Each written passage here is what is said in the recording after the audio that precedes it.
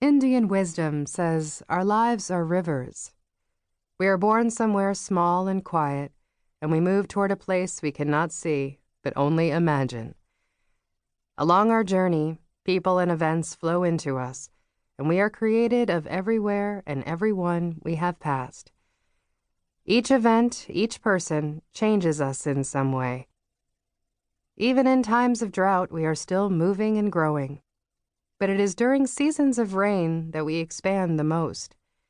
When water flows from all directions, sweeping at terrifying speed, chasing against rocks, spilling over boundaries.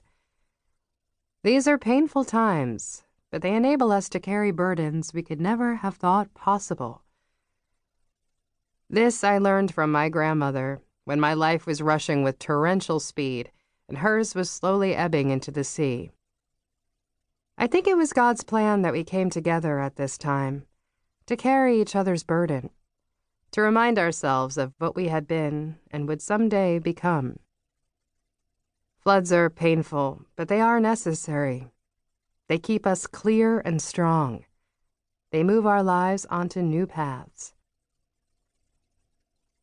A winter rain was falling the day we drove the potholed gravel drive to the Missouri farmhouse my great-grandparents had built on a bluff above Mulberry Creek. As straight as one of the grand porch pillars, and as much a part of the house, Grandma watched as we wound through the rivers of muddy water flowing down the hill. She frowned and wrung her hands as the car tires spun, throwing gravel against the ancient trees along the drive. No doubt she was worried that we would damage her prized silver maples. A sick feeling started in my throat and fell to my stomach like a swallowed ice cube. I looked at Ben in the driver's seat and the baby asleep in the car seat behind us. This would probably be the longest December and the worst Christmas of our lives.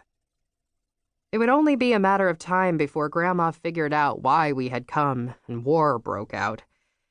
Even now, she was looking at us with mild suspicion, no doubt calculating why we were arriving 3 weeks early for Christmas. She wouldn't be fooled for long into thinking this was just a casual visit.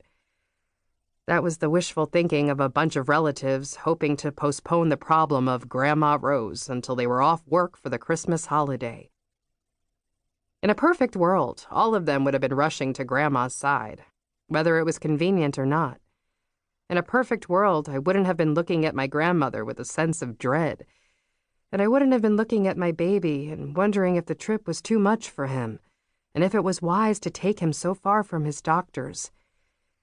In a perfect world, babies are born healthy, and medical bills don't snowball into the tens of thousands of dollars, and grandmothers don't almost burn down their houses, and family members don't go years without speaking to one another. And Christmas is a time to look forward to. But those of us who aren't perfect do the best we can. With me on maternity leave and Ben able to do most of his work in structural design anywhere there was a computer and a phone line, we were the logical choice to stay at the farm the next few weeks and make sure Grandma Rose didn't burn down the rest of the house before the family could figure out what to do about her. But I never imagined how I would feel when we turned the corner to the house. I never thought the sight of my grandmother, ramrod straight on the porch, would turn me into that 6-year-old girl who hated to enter that house. It wasn't Grandma I hated. It was the house. The constant fuss about scuffing the floors and scraping the walls and tracking mud on the rugs, as if the house were more important than the children in it. From the porch, Grandma flailed her arms and yelled something we couldn't understand. "She's," Ben squinted through the rain, "telling me how to park." If it weren't raining, she'd be climbing into the driver's seat. I was joking, of course, mostly. I wondered if Ben had any inkling of how difficult she could be. He hadn't been around her much in the 10 years we'd been married. He'd never seen her standing at the door inspecting people's shoes for mud like a drill sergeant, or putting coasters under people's drinks, or listening to the plumbing to make sure no one was flushing too much toilet paper. He didn't know that food was forbidden in the living room, and that you were not allowed to step from the bath until every ounce of water was drained from the tub and toweled from your body, and that the towels then had to be folded in triplicate and hung on the bar immediately so they would not mildew. He didn't have a clue what I was thinking. He grinned as he put the car in park, stretched his neck, and combed his fingers through the dark curls of his hair. "We made it. I'm ready for a rest. Then I need to get the computer plugged in and see if there's any more word on that Randolph Stores job." The undercurrent of worry about money was unmistakable. Since Joshua's birth, it was the unspoken nuance of every conversation we had. It was all Ben thought about. He didn't have time to consider how we were going to get along with our new landlady.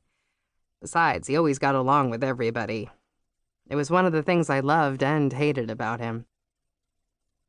Sun broke through the clouds as we covered Joshua and hurried to the porch. Grandma waited for us at the steps and pushed open the screen, holding around her shoulders a psychedelic Afghan I had made in art class. The picture of her standing there in my awful crocheted creation with her hair flying in the wind made me smile.